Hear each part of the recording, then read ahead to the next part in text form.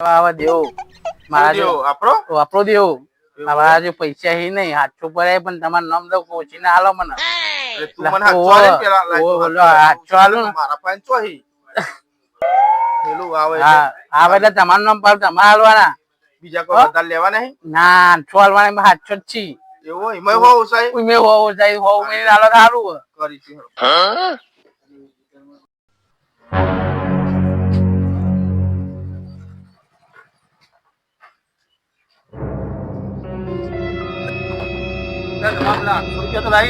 હાલ બાપુ પૈસા નહીં યાર